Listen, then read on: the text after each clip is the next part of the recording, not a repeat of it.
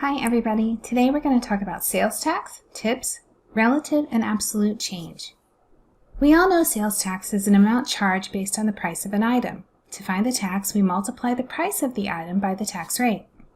For example, say we wanted to find the tax on a car that costs $17,500 given the sales tax is 8.25%. We're going to multiply the price $17,500 times the tax rate, written as a decimal 0.0825. This gives us a total tax of $1,443.75. What's the total for the car, meaning what's the tax plus the purchase price? So we can take our purchase price, $17,500, add our tax, $1,443.75, and we have a total of $18,943.75. Now let's look at commission. A real estate agent earns 3.5% commission on the selling price of a house. Find the commission for selling a house for $425,000. So the commission will be $425,000 times 3.5 written as a decimal, which is 0.035. When you multiply that together, you get a commission of $14,875. This is also similar to looking at tips. Say a dinner bill comes to $65 and you decide to leave an 18% tip. Find the total amount you will pay for the dinner. First, let's figure out the tip. The tip will be 65 times 0.18, which is a total of $11.70. To get the total, we'll add the cost of the dinner to the amount of tip.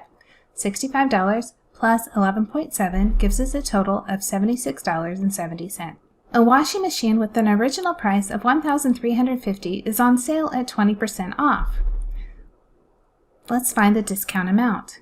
To get the discount, we'll multiply 20% times the price, $1,350, which gives a discount of $270. Now to find the sales price of the washing machine, we'll take the original price and subtract the discount. So our $1,350 minus our discount of $270 gives us a new price of $1,080. A jacket that costs $155 is on sale for a 30% discount. What's the new sales price? To find our discount, we're going to multiply the price of the jacket, which is $155, times the discount of 30%, written as a decimal, which is 0.30. 155 times 0.30 gives us a discount of $46.50. Now our new price for the jacket will be the original price of $155 minus our discount of $46.5, which gives us a total of $108.50. Let's look at a second way to do that. We could say that 30% off means you're going to pay 70% of the original cost. I took 100 minus 30 and that gives me 70. So instead of doing a two-step process where I first find the amount of the discount and then subtract it, I can just use 70% of the original to find the sale price. Look at how this works.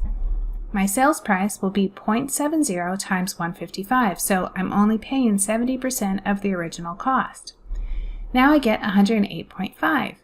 Hopefully you notice I got the same thing as I did when we did the step-by-step of first finding the discount and then subtracting it, so I like this way of doing it a little bit quicker.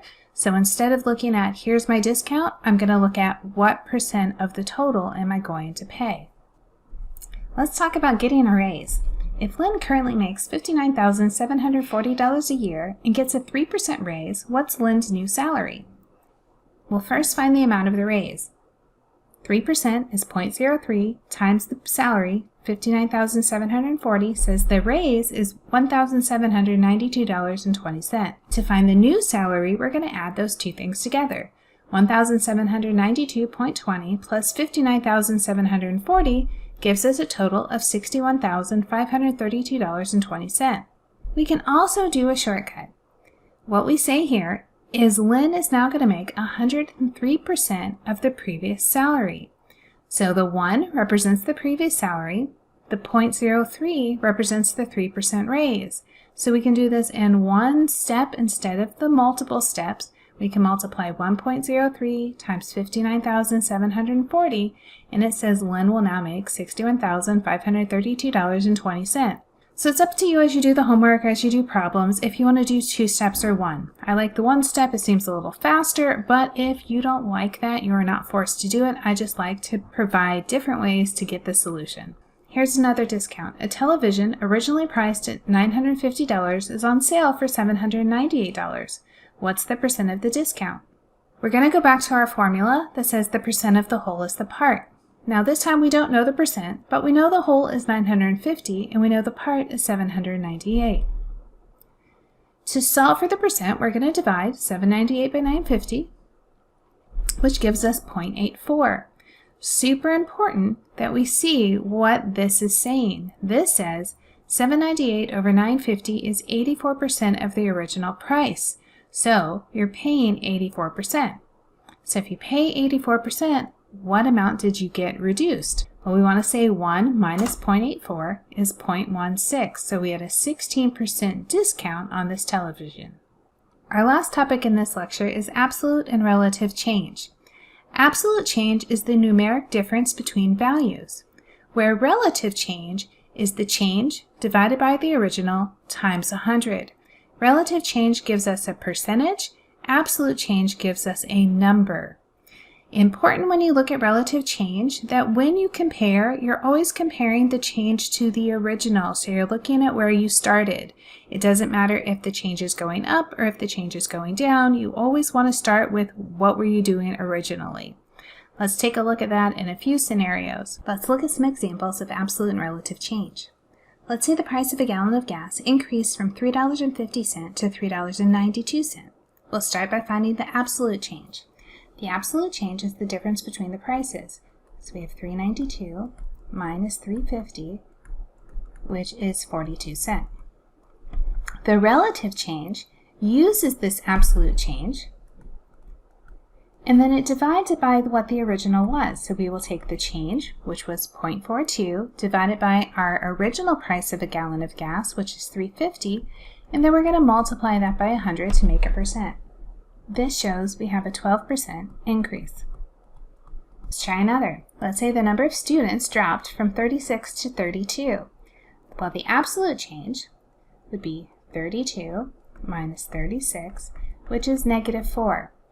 When you put these numbers in your homework, it's not going to ask you for a positive or negative, it's just going to ask for the change. So you'll put in the absolute change is just 4, you don't have to put the negative.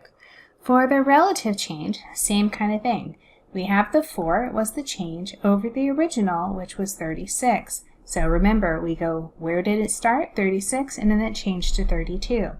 We're going to do 4 over 36 times 100, which gives us 11.11%. Now, the 4 was negative. This really is a negative 11.11% decrease. But how we're going to phrase it is we're going to say there was 11.11% decrease. The word decrease will take care of the fact that it was negative, and you're not going to put a negative in with your answer.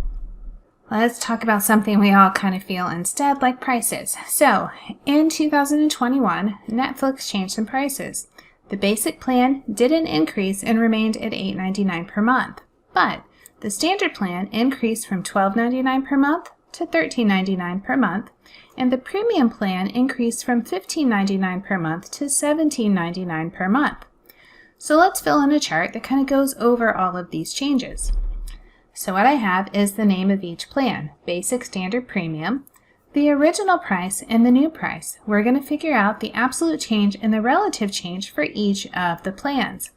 Let's start with the first one, which is basic. It didn't change. $8.99 is the same as the new price, $8.99. The absolute change is 0 and the relative change is 0.